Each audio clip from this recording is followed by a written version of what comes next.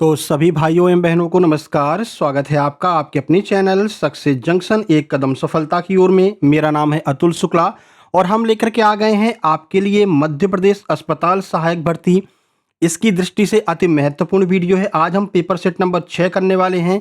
इससे पहले 5 paper set already कर चुके हैं, वो पांचों प्रैक्टिस सेट आपको अच्छे से देख लेना है। हमारा टारगेट है कि आपको एग्जाम से पहले पहले कम से कम 15 तो कराई दें, लेकिन 20 प्रैक्टिस सेट कम से कम हम आपको कराने का प्रयास करेंगे और ये वही प्रश्न होंगे जो 24 जून को आपके एग्जाम में देखने को मिलने वाले हैं। ठीक है, तो वीडियो को लाइक करके चैनल को सब्सक्राइब कर दीजिए, जिससे आगे आने वाले सारे प्रैक्टिस सेट, सारी टॉप 100 की सीरीज आपके पास में सही समय पर पहुंच सके। आइए देखते हैं आज का पहला प्रश्न। हिंदी से हम स्टार्ट करने वाले हैं और धीरे धीरे आगे बढ़ते चलेंगे, सारे सब्जेक्ट को निपटाएंगे। पहला प्रश्न है, सूरदास के पदों में गोपियों ने व्याधि अर्थात बीमारी शब्द का प्रयोग जो है वो किसके लिए किया है? श्री कृष्ण के प्रेम के लिए, मथुरा के राजा कंस के लिए, उद्धव द्वारा लाए गए योग के संदेश के लिए या अपनी विरह अग्नि के लिए? किसके लिए व्याधि शब्द का प्रयोग किया है गोपियों ने? आइए आंसर देखते हैं। प्रश्न का सही आंसर ऑप्शन सी हो जाएगा।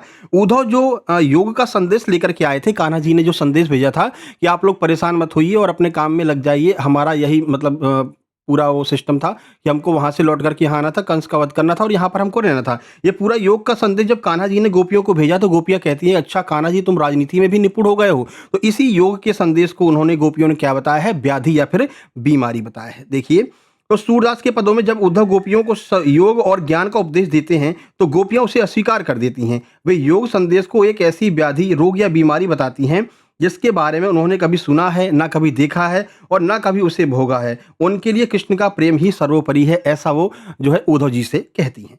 चलिए आगे बढ़ते हैं। प्रश्न नंबर 2 देखिए।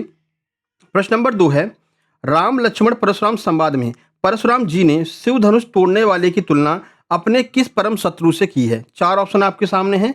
सही आंसर हो जाएगा कि परशुराम ने जो है शिव धनुष जिसने तोड़ा है उसकी तुलना अपने बहुत ही इनका जो है खतरनाक शत्रु था सहस्त्रबाहु से जो है तुलना की है। आइए डिटेल सॉल्यूशन आपको बताते हैं। देखिए, तो सीता स्वयंवर में शिव जी का धनुष टूटने पर क्रोधित होकर परशुराम जब सभा में आते हैं तो वे चेतावनी देते हुए कहते हैं, सुनहु राम जहि शिव धनु तोड़ा, सहस्त्रबाहु सम सो रिपु मोरा। यानी कि जिसने इस धनुष को तोड़ा है, राम जी सुन लो, वो मेरे लिए सहस्त्रबाहु की तरह जो है, जैसे मेरा शत्रु सहस्त्रबाहु है उस तरह मेरे लिए वो शत्रु बराबर है। या शिव धनुष तोड़ा है वह सहस्त्रबाहु जो 1000 बाहु वाले शत्रु है हमारे, उनके समान है, ऐसा जो है परशुराम जी कहते हैं। चलिए आगे बढ़ते हैं। आगे बढ़ने से पहले आप लोग बता दें कि जैसा आप लोग जानते हैं अभी लगातार जो है आपका वर्णच्छ का एग्जाम चल रहा है और हमारे सुपर सिलेक्शन नोट्स से सीधे सीधे प्रश्न एग्जाम में देखने को मिल रहे हैं और पहले भी ऐसा हुआ है, एमपी पुलिस के एग्जाम में भी आपको इस तरह के प्रश्न देखने को मिले हैं। तो इसी बात को ध्यान में रखते हुए हमने मध्य प्रदेश अस्पताल सहायक के कंप्लीट थ्योरी नोट्स और सुपर सिलेक्शन नोट्स तैयार किए हैं।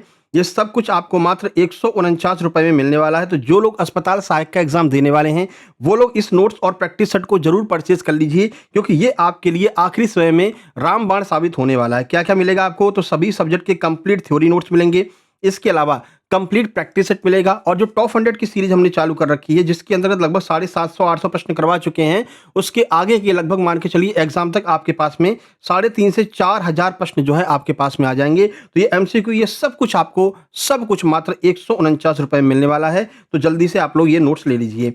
कैसे परचेज करेंगे? छोटी सी प्रक्रिया, ये क्यूआर कोड आपको दिखाई दे रहा है, इसका स्क्रीनशॉट खींच लीजिए। देखिए, इसको जूम कर दे रहे हैं, स्क्रीनशॉट खींच लीजिए।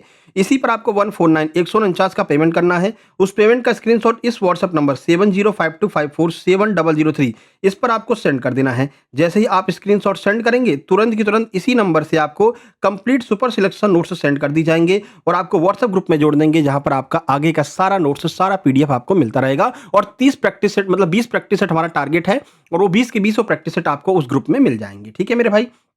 इसके अलावा मध्य प्रदेश वन रक्षक, जेल प्रहरी और डिप्टी जेलर का जिसका एग्जाम है आप लोग लगातार देख रहे हैं, हमारे सुपर सिलेक्शन नोट्स से सीधे सीधे प्रश्न एग्जाम में देखने को मिल रहे हैं। 2-3 बार हमने फोटो भी आपको लगा के दिखा दिया है। जो प्रश्न इंग्लिश के हो गए, साइंस के हो गए, टॉप 500 में से आए, टॉप 200 में से आए हैं, वो सब आपको इस थ्योरी मतलब इस मध्य प्रदेश वन रक्षक और जेल प्रहरी के नोट्स में मिल जाएंगे। ठीक है, तो ये कितने में प्राप्त होंगे? आपको मात्र 189 रुपए में कंप्लीट सुपर सिलेक्शन नोट्स मिलेंगे, जिसमें आपको कंप्लीट थ्योरी मिलेगी सभी सब्जेक्ट की, ठीक है, प्रैक्टिस सेट मिलेगा, मॉक टेस्ट की पीडीएफ मिलेगी, 500 से 1000 हम करंट अफेयर करा चुके हैं, उसकी पीडीएफ मिलेगी। इसके अलावा टॉप 100 और टॉप 500 सीरीज को मिला करके लगभग हम 4000 एमसीक्यू करवा चुके हैं। वो सब कुछ आपको मात्र 189 रुपए में मिल रहा है। कैसे प्राप्त करेंगे? वही प्रक्रिया है, क्यूआर कोड पर 189 का पेमेंट करके उसका स्क्रीनशॉट इस व्हाट्सएप नंबर पर आपको सेंड करना है। जैसे स्क्रीनशॉट सेंड करेंगे, तुरंत की तुरंत कंप्लीट सुपर सिलेक्शन नोट्स आपको सेंड कर दिए जाएंगे और व्हाट्सएप ग्रुप में जोड़ देंगे, जहां पर आगे के सारे नोट्स आपको मिलते रहेंगे। चलिए प्रश्न नंबर 3 देख लेते हैं। प्रश्न नंबर 3 है, देखिए, कविदेव ने अपने सवैये पायन नुपुर मंजू बजे में श्री कृष्ण के किस रूप का अत्यंत मनोहारी चित्रण किया है? बताइए। तो कविदेव जी ने एक सवैया लिखा है जिसमें श्री कृष्ण के मधुर रूप का वर्णन किया गया है। तो क्या कहा है श्री कृष्ण जी को कविदेव ने, ऐसा आपसे पूछ रहे हैं। सही आंसर आपका हो जाएगा ऑप्शन बी, इनको राजसी दूल्हे या फिर ब्रज दूल्हे के रूप में बताया है। इनको क्या कहा है? ब्रज दूल्हा। ब्रज दूल्हा शब्द का प्रयोग जो है वो कृष्ण जी के लिए कविदेव जी ने अपने इस सवैये में कहा है। आइए डिटेल में देख लेते हैं। देखिए, तो उत्तर हो जाएगा राजसी दूल्हा या फिर ब्रज के दूल्हे के रूप में।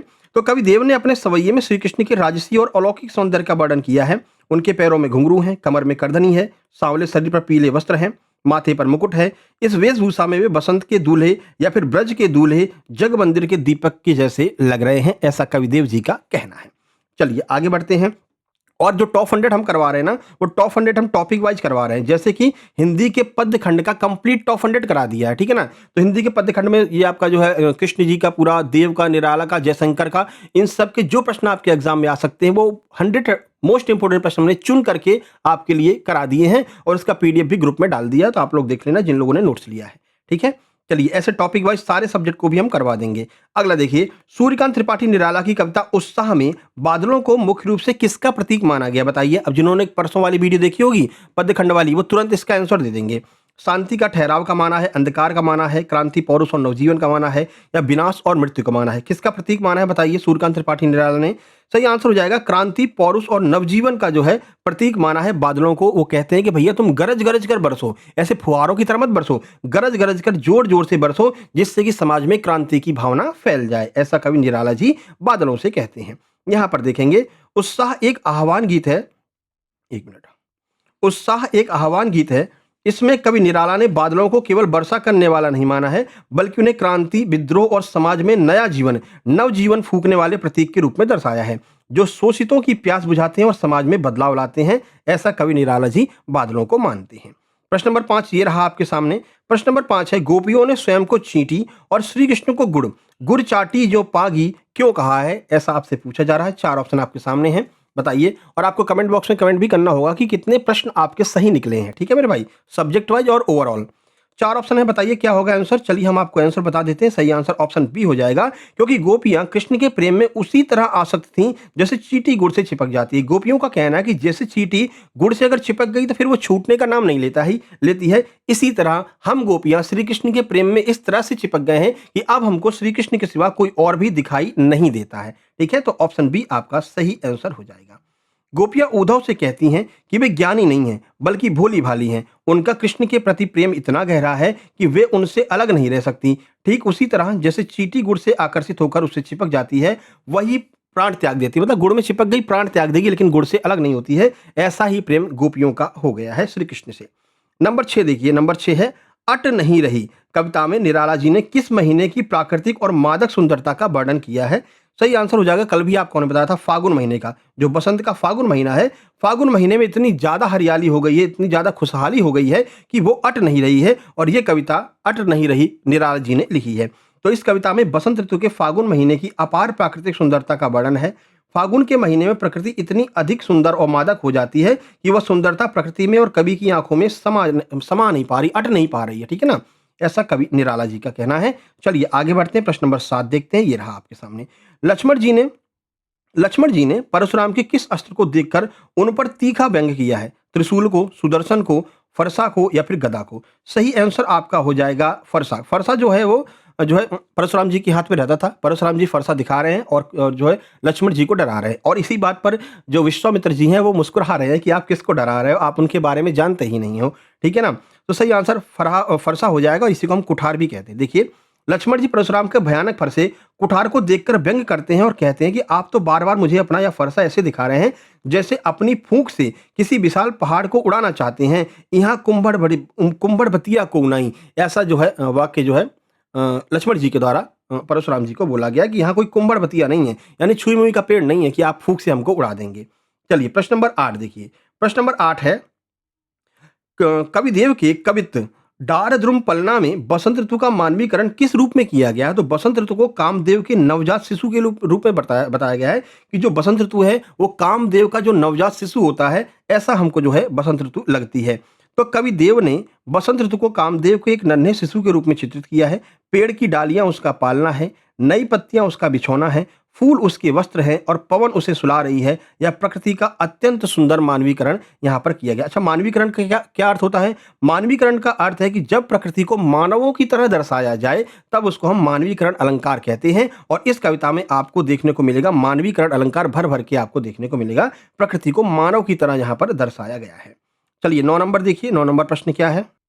अगला देखिए प्रश्न नंबर 9 क्या कह रहा है?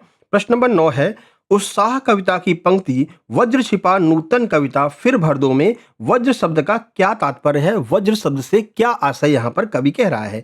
इंद्र का अस्त्र बता रहा है, बिजली की कठोरता और अपार शक्ति बता रहा है, बादलों का काला रंग बता रहा है, या फिर मूसलाधार बारिश बता रहा है? सही आंसर आपका ऑप्शन बी हो जाएगा, बिजली की कठोरता और अपार शक्ति यानी क्रांति की चेतना बता रहा है उस वज्र के माध्यम से। चलिए पूरी जानकारी आपको देते हैं, देखिए। तो कवि बादलों से कहता है कि वे अपने हृदय में वज्र के समान कठोरता और अपार शक्ति को छिपाए रखें, समाज में नई चेतना नूतन कविता का संचार करें। यहाँ वज्र जो है वो क्रांति और बदलाव की उस अदम्य शक्ति का प्रतीक है जो पुरानी रूढ़ियों को नष्ट कर सकती है। ठीक है, तो वज्र को यहाँ पर क्या बताया है? बिजली की कठोरता और अपार शक्ति का प्रतीक बताया गया है कवि के द्वारा। चलिए प्रश्न नंबर 10 देखिए। प्रश्न नंबर 10 है राम लक्ष्मण परशुराम संवाद गोस्वामी तुलसीदास जी के किस प्रसिद्ध महाकाव्य से लिया गया है और इसकी भाषा क्या है? तो महाकाव्य का नाम भी आपको बताना है और भाषा भी आपको बतानी है। 4 ऑप्शन ये रहे आपके सामने। चलिए आंसर देखते हैं। सही आंसर आपका हो जाएगा रामचरितमानस से लिया गया है और अवधी भाषा में रामचरितमानस को लिखा गया है। ऑप्शन सी आपका बिल्कुल सही आंसर हो जाएगा। देखिए, तो राम लक्ष्मण परशुराम संवाद गोस्वामी तुलसीदास जी के द्वारा रचित विश्व प्रसिद्ध महाकाव्य रामचरितमानस के बालकांड में है। ठीक है, ये तीनों बातें याद रखनी है। पहली बात रामचरितमानस में है, दूसरी बात बालकांड में है और तीसरी बात ये जो है अवधी भाषा में लिखा गया है। ठीक है, इसकी रचना मुख्य रूप से अवधी भाषा में की गई है तथा इसमें दोहा चौपाई छंद का प्रयोग किया गया है। ये भी आपको ध्यान रखना। अभी कल एक प्रश्न आया था है ना कि रामचरितमानस कौन से छंद में लिखा गया है, ये कल फॉरेस्ट गार्ड में पूछा गया है, तो रिपीट होगा आपके एग्जाम में। डेली एनालिसिस कराते हैं, एनालिसिस भी आप लोग जरूर देखा करो, है ना। तो ध्यान रखना, दोहा चौपाई छंद में रामचरितमानस को कवि तुलसीदास जी ने लिखा है। चलिए 10 प्रश्न आपके यहाँ पर हिंदी के कंप्लीट होते हैं। जल्दी से कमेंट बॉक्स में बताइए 10 में से कितने प्रश्न आपके सही निकले हैं और इस वीडियो को लाइक कर देना और शेयर कर देना सभी दोस्तों के पास में। ठीक है, चलिए अब अपन मैथ शुरू करते हैं। देखिए मैथमेटिक्स का ये रहा पहला प्रश्न और मैथमेटिक्स में वही टॉपिक कराए जाएंगे जो आपके सिलेबस में दिए गए हैं। बहुत से लोग कल हमारे पास मैसेज करके बोल रहे थे कि सर बहुत बड़ी कोचिंग है और 2-3 ऐसी बड़ी कोचिंगें हैं जो सर पेपर तो सॉल्व करा रही हैं अस्पताल सहायक का, लेकिन सर वो लोग CPSP करा रहे हैं, कॉस्ट प्राइस सेलिंग प्राइस करा रहे हैं, CISI करा रहे हैं।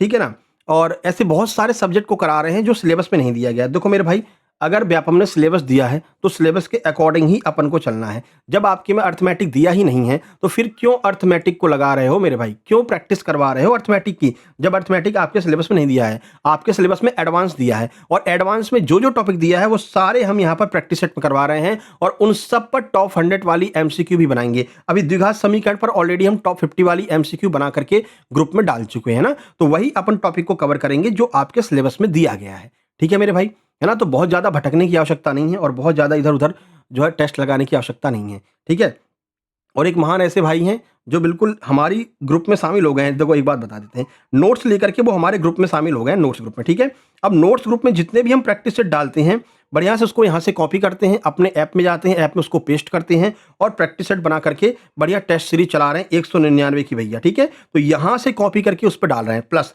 हमारे नोट्स उन्होंने परचेज कर लिए, हमारे नोट्स को अपने नोट्स के साथ में मर्ज करके लोगो वोगो हटा करके और उस नोट्स को मेरे भाई 299 रुपये में बेच रहे हैं। अरे भैया इतना तो मत करो, है ना। हम बच्चों को उपलब्ध करा रहे हैं 149 रुपये में, जिससे कि हमारा भी काम चल सके और बच्चे भी आसानी से ले सकें। ठीक है, और आप उसी कंटेंट को डायरेक्ट कॉपी करके केवल लोगो हटा करके और उसको आप 299 में बेच रहे हो। प्लस हम प्रैक्टिस सेट भी इसी में दे रहे हैं 149 में, और आप हमारे प्रैक्टिस सेट को अलग से ले जा करके उसको 199 का अपने ऐप पर डाल रहे हो, तो ये गलत है ना। बच्चों से उतना ही लो जितना जितने में उनका भी काम चल सके, आपका भी काम चल सके, है ना। तो हम 149 में इसीलिए करते हैं कि भाई हमारा जितना स्टाफ है उसका काम चल सके, उसको सैलरी दे सके, और बच्चे भी 149 में इतना ऑफर मतलब कर सकते हैं, इतनी व्यवस्था 149 रुपए की कर सकते हैं, ठीक है ना। तो बहुत ज़्यादा उनको, वैसे भी वो व्यापम के मारे हैं, व्यापम रोज नए नियम लेकर के आ जाता है, ऊपर से पेपर कैंसिल कर दिया जाता है एकदम एग्जाम सेंटर पर पहुंचने के बाद में, 4 घंटा बैठाने के बाद में कैंसिल कर दिया जाता है, तो बच्चे तो ऑलरेडी परेशान हैं, ठीक है। तो थोड़ा सा आप ध्यान दीजिए, है ना, इतना ज़्यादा परेशान मत कीजिए बच्चों को। चलिए अब यहाँ पर देख लेते हैं। तो यदि दो धनात्मक पूर्णांक p और q को p बराबर a स्क्वायर बी क्यू है, ठीक है, ये p बराबर हो गया, प्लस q बराबर क्या कर रहे हैं, q बराबर a क्यू b है, इसके रूप में व्यक्त किया जाता है, जहां a और b अभाज्य संख्याएं हैं। तो आपको एलसीएम बताना है। अभाज्य संख्याओं के बारे में हमने आपको पहले बताया था, अभाज्य संख्याएं वे संख्याएं होती हैं जो केवल खुद से करती हैं, जैसे कि 3 हो गया, जैसे कि 5 हो गया, ठीक है। तो ये अभाज्य संख्याएं हैं, है ना। अब यही कह रहे हैं कि इनका एलसीएम बताइए। तो देखो एलसीएम क्या होता है, एलसीएम में हम क्या करते हैं, जो सबसे बड़ी घात होती है ना, वही उसका एलसीएम होता है। देखो ए स्क्वायर बी क्यू में सबसे बड़ी घात क्या है, बी क्यू है, तो यहाँ पर बी क्यू को अलग निकाल के रख लिया, ठीक है। अब और क्यू में देखो, क्यू में सबसे बड़ी घात क्या है, तो क्यू में सबसे बड़ी घात जो है वो ए क्यू है, तो ए क्यू को यहाँ पर निकाल के रख दो। अब जहां पर ए क्यू और बी क्यू एक साथ में दिया गया है वही आपका आंसर होगा। चलिए ऑप्शन देखते हैं। ऑप्शन नंबर सी आपको दिखाई दे रहा है, ए क्यू और बी क्यू एक साथ में दिया है, तो यही आपका आंसर हो जाएगा। तो बस आपको इतना ध्यान रखना है कि जब आपसे एलसीएम पूछा जाए, अभाज्य संख्याओं का एलसीएम पूछा जाए, तो सबसे बड़ी घात दिख रहा है, ठीक है। ऊपर वाले में सबसे बड़ी घात देख लो, पी के मान में सबसे बड़ी घात है, और क्यू के मान में भी सबसे बड़ी घात देख लो, फिर उन दोनों को एक साथ में गुणा करके लिख दो, वही आपका आंसर हो जाएगा, ठीक है मेरे भाई। एचसीएफ में क्या करते हैं, एचसीएफ में दोनों का कॉमन देखते हैं कि जो दोनों में उपस्थित होती है उसको कर लेते हैं। जैसे यहाँ पर ए की कितनी घात है, ए की यहाँ पर 2 है, ए की यहाँ पर 3 है, तो यहाँ पर क्या हो जाएगा, ए की घात 2 जो है वो इसका आंसर हो जाएगा एचसीएफ में, है ना। दोनों में होनी चाहिए, इससे ज्यादा नहीं होनी चाहिए, ठीक है। चलो एचसीएफ का क्वेश्चन इससे पहले वाले प्रैक्टिस सेट में करवा दिया था हमने, वहां पर एचसीएफ को समझा दिया था, आज हमने आपका एलसीएम समझा दिया है, ठीक है मेरे भाई। चलिए आगे बढ़ लेते हैं, और ये रहा पूरा सॉल्यूशन, और ये इसकी ट्रिक भी दी गई है, ट्रिक भी हमने आपको बता दिया है। सबसे बड़ी घात जो होती है वो आपकी जो है एलसीएम में ली जाती है, और एचसीएफ में सबसे छोटी घात लेते हैं, बस इतना सा डिफरेंस है इसमें। छोटी घात अगर आपसे एचसीएफ पूछा जाए तो छोटी घात वाला आंसर होगा, अगर आपसे एलसीएम पूछा जाए तो बड़ी घात वाला आंसर होगा। बस कुछ भी और नहीं ध्यान रखना, इतना ही ध्यान रखना है आपको, ठीक है। चलिए आगे बढ़ लेते हैं। ये रहा अगला प्रश्न, देखिए अगला प्रश्न क्या है। यदि द्विघात बहुपद, बहुपद आपके सिलेबस में दिया है, x square minus 2x minus 8 के शून्यक अल्फा और बीटा है, अल्फा और बीटा है, तो अल्फा प्लस बीटा का मान आपसे पूछा, अल्फा प्लस बीटा का मान पूछा है। देखो हम जानते हैं कि सर अल्फा प्लस बीटा का मान क्या होता है, सर माइनस बी बटे ए होता है। अगर आपको इस तरह का इक्वेशन, ट्रिक बता रहे हैं, ट्रिक देखिए, अगर आपको इस तरह का इक्वेशन दिया हो, यानी एक्स स्क्वायर के आगे कुछ नहीं लिखा हो तो कुछ मत करना, और योग आपसे पूछा गया हो तो कुछ नहीं करना, ये जो बीच वाली 2 दी है ना, इसी का चिन्ह परिवर्तित करके लिख देना, आपका आंसर आ जाएगा। तो यहाँ में माइनस का 2 है, बस चिन्ह परिवर्तित करके प्लस का 2 लिख दो, प्लस का 2 आपका आंसर होगा, कहां पर दिया है, ऑप्शन नंबर ए आपका आंसर हो जाएगा, ठीक है। तो ये ट्रिक है, आपको ध्यान रखना है। अगर आपसे गुणा पूछा जाए तो गुणा में क्या करना है, गुणा क्या होता है सर, सी बटे ए होता है, तो गुणा में तो भाई आपको चिन्ह भी नहीं बदलना है, केवल सी देख लो क्या है, -8 है, तो -8 आपका आंसर हो जाएगा गुणा, ठीक है। अच्छा ऐसा होता क्यों है वो भी आपको बता देते हैं, कंफ्यूजन भी नहीं रहना चाहिए। सर ट्रिक तो बता दी, पर ट्रिक के पीछे रीजन क्या है ये भी तो बता दो, तो वो भी आपको बता देते हैं। देखो हम जानते हैं कि मूलों का जो योगफल होता है ना, अल्फा प्लस बीटा, वो अल्फा प्लस बीटा का मान सर माइनस बी बटे ए होता है, ठीक है। अब यहाँ पर ए का मान तो कुछ दिया ही नहीं भाई, एक्स स्क्वायर के आगे जो होगा वही तो ए का मान होगा। अगर यहाँ पर 5x स्क्वायर लिखा होता, 8x स्क्वायर लिखा होता तो 8 मान होता, पर यहाँ पर तो कुछ लिखा ही नहीं है, यानी नीचे तो एक ही आने वाला है, और ऊपर माइनस का बी आएगा, तो माइनस का 2 तो ऑलरेडी दिया है, और एक माइनस और लगा देंगे, तो माइनस और माइनस क्या हो जाएगा, प्लस हो जाएगा, तो प्लस का 2 ऊपर आ जाएगा, ठीक है। इस वजह से यहाँ पर केवल हम चिन्ह बदल करके और आंसर लिख देते हैं, चिन्ह बदल करके जो बीच वाला मान होता है बी का वही लिख देते हैं, वही हमारा आंसर हो जाता है, ठीक है। गुणा में क्या होता है सर, अल्फा इंटू बीटा क्या होता है, अल्फा इंटू बीटा होता है सी बटे ए, ठीक है। सी बटे ए में हमको चिन्ह भी नहीं बदलना रहता है, तो सी का मान क्या है, सी का मान सर 8 दे रखा है, माइनस का 8, और ए का मान तो ऑलरेडी 1 है, इसमें चिन्ह भी नहीं बदलेंगे, -8 ही हमारा आंसर हो जाएगा, ठीक है। बात समझ में आ गई, ट्रिक क्यों लगी और कहां पर लगी और कैसे लगी, क्या रीजन था, वो सब हमने आपको बता दिया है। बस इतना देख लेना, एक्स स्क्वायर के आगे अगर कुछ नहीं लिखा है तो योग पूछे तो केवल चिन्ह बदल करके बीच वाला लिख देना, गुणा पूछे तो चिन्ह सहित पीछे वाला लिख देना, आंसर हो जाएगा, ठीक है मेरे भाई। बाकी यहाँ पर पूरा सॉल्यूशन भी हमने दे दिया है, जो आप देख सकते हैं, जब प्रैक्टिस सेट खरीदेंगे फिर आप लगाएंगे तो ये आपके काम आएगा जब आप इसको सॉल्व कर रहे होंगे। नीचे ट्रिक भी हमने आपको दी है, ये ट्रिक भी आप जो है वहां पर देख सकते हैं। चलिए, अच्छा ये देखो, ये मूल वाला आ गया। मूल वाला भैया द्विघात समीकरण मूल का कितना बढ़िया आपको ट्रिक बताई थी। आप 1 सेकंड में इसका आंसर निकाल सकते हैं। क्या कह रहे हैं? कह रहे हैं कि 2x² माइनस के 5x प्लस के 3, इसका आप हमें मूल बता दीजिए कि इसका मूल क्या होगा। हमने चिन्ह वाला नियम बताया था कि जब भी कभी माइनस प्लस आए तो जो आंसर आएगा वो हमेशा दोनों प्लस में ही आएगा। देख लो कहां पर दोनों प्लस में दिया है, यहां पर दिया क्या? नहीं सर, इसमें माइनस है, इसमें भी माइनस है, इसमें भी माइनस है, दोनों प्लस में कहां पर दिया है? ऑप्शन नंबर ए में दिया है, तो ऑप्शन नंबर ए हमारा आंसर हो जाएगा। कुछ भी करने की आवश्यकता नहीं है मेरे भाई। ये आप जो है चिन्ह वाले नियम से, चिन्ह वाली ट्रिक वाले नियम से आप इस प्रश्न को सॉल्व कर सकते थे, कुछ भी नहीं करना था। और ये पूरा हमने आपको नोट्स बना करके बढ़िया से दिया है कि कैसे चिन्ह का यूज करते हैं। 50 प्रश्न भी हमने आपको एमसीक्यू में दिए हैं। द्विघात समीकरण, जिन लोगों ने नोट्स लिए उन्होंने देखा होगा, द्विघात समीकरण का एक अलग से पीडीएफ दिया है, वहां पर देख लेना, बहुत अच्छे से जो है आपको समझाया गया है। ठीक है, चलिए। अब देखो किसी ने पैसे भेजे ना, अब थोड़ा सा आपको वेट करना पड़ेगा। क्यों? क्योंकि अब क्लास करा रहे हैं, अब बीच में तो नोट्स भेज नहीं सकते हैं, तो थोड़ा सा आप वेट कर लिया करो। ठीक है, और जैसे ही ये वीडियो खत्म होगी वैसे हम इनको नोट्स भेज देंगे। ठीक है ना? बाकी यहाँ पर पूरा सॉल्यूशन दिया है, वो सॉल्यूशन भी आप देख सकते हैं। बाकी जो नियम वाला आपको बता रखा है, साइन ट्रिक जो है, वो साइन ट्रिक आपके बहुत काम आएगी। कहीं पर भी आपको माइनस प्लस दिया है, इसका आंसर प्लस प्लस में होगा, बस इतना ध्यान रखना। प्लस प्लस में दिया है तो उसका आंसर दोनों माइनस माइनस में होगा। ठीक है, ये 4 नियम होते हैं, चारों नियम हमने आपको करा रखे हैं। सर्च कर लेना द्विघात समीकरण ट्रिक बाय सक्सेस जंक्शन, वो ट्रिक आपको मिल जाएगी, आराम से आप देख सकते हैं। चलिए अगला देखिए। अगला कह रहे हैं, यदि दो समरूप त्रिभुजों की संगत भुजाओं का अनुपात, ये त्रिभुज है और दोनों की संगत भुजाओं का अनुपात कह रहे हैं 4:9 है। ठीक है, तो संगत भुजाओं का अनुपात कह रहे हैं 4:9 है, तो उनके क्षेत्रफलों का अनुपात क्या होगा? जब भी कभी आपसे त्रिभुज के क्षेत्रफल का अनुपात पूछा जाए तो फिर आपको कुछ करना नहीं है। क्या करना है? जो ये दिया गया है ना, बस इसी का स्क्वायर करके लिख दो। ठीक है, इसका क्या करना है? स्क्वायर करके लिख देना। आपने आंसर लगा लिया होगा, देखिए इसका स्क्वायर करके लिख दो। तो 4 का स्क्वायर क्या हो जाएगा? 4 का स्क्वायर 16 हो जाएगा, और 9 का स्क्वायर क्या हो जाएगा? 9 का स्क्वायर 81 हो जाएगा। 16:81 हमारा आंसर ऑप्शन नंबर सी हो जाएगा। अच्छा, ऐसा होता क्यों है? तो क्यों होता है वो भी आपको बता देते हैं। ये पूरी ट्रिक हमने लिख रखी है। जो भुजाएं होती हैं वो 1D होती हैं ना, 1 डायमेंशनल होती है भुजाएं, लेकिन जो क्षेत्रफल होता है वो 2 डायमेंशनल होता है, यानी कि आपका द्वि-आयामी होता है। तो 2 डायमेंशनल होने की वजह से हम इसका वर्ग कर देते हैं। अगर भुजाओं का अनुपात पूछा गया होता तो सेम टू सेम आता। अगर आपसे क्षेत्रफल का अनुपात पूछा गया है तो हम इसका स्क्वायर कर देंगे, और हो सकता है आपसे क्षेत्रफल दे करके फिर भुजाओं का अनुपात पूछा जाए तो उसका वर्गमूल निकाल लेंगे। मान लीजिए क्षेत्रफल दिया कि भाई 2 त्रिभुज हैं, समरूप हैं, और दोनों का क्षेत्रफल जो है 16:81 है। बताओ इसकी भुजाओं का अनुपात क्या होगा? अगर आपसे भुजाओं का अनुपात पूछ लेते तो फिर इसका आप अंडर रूट कर लेते, तो 4:9 निकल करके आ जाता। क्योंकि भुजाएं जो होती हैं वो 1 डायमेंशनल होती हैं, 1D होती हैं, और जो आपका क्षेत्रफल होता है वो 2 डायमेंशनल यानी 2D होता है। तो क्षेत्रफल निकालेंगे तो स्क्वायर कर देंगे, और अगर भुजाएं पूछ रहे हैं तो अंडर रूट निकाल देंगे। आ गया समझ में? ट्रिक समझ में आ गई? अब आगे बढ़ लेते हैं और अगला प्रश्न देखते हैं। तो ये मैथ के लिए बहुत ज़्यादा परेशान होने की आवश्यकता नहीं है आप लोगों को, है ना? आप हमसे जुड़े रहेंगे तो आपको सारी चीज़ें धीरे-धीरे क्लियर होती चली जाएँगी।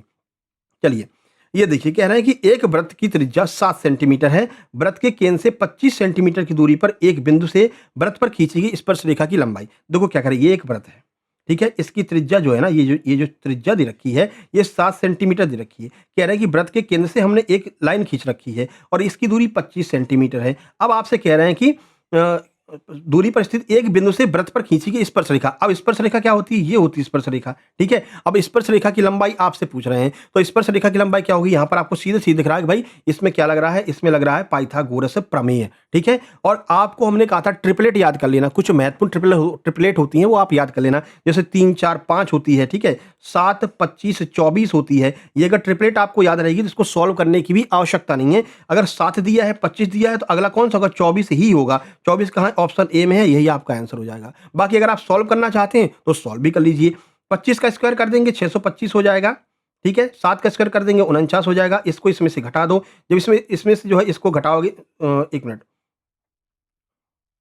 बार-बार कॉल आ रहा था, हमने कहा भाई उसको नोट्स भेज ही दो। ऐसा होता है ना, जैसे आपने किसी ने पेमेंट किया है ना, पेमेंट करने के बाद फिर आप वेट करते रहते हो, भैया पेमेंट कर दिया, कहीं कोई स्कैम तो नहीं हो गया है ना, तो बार-बार वो कॉल कर रहा था। हमने कहा भाई पहले नोट्स भेज देते हैं, उसके बाद इसको करा रहे थे, नहीं बार-बार कॉल करते जाएगा।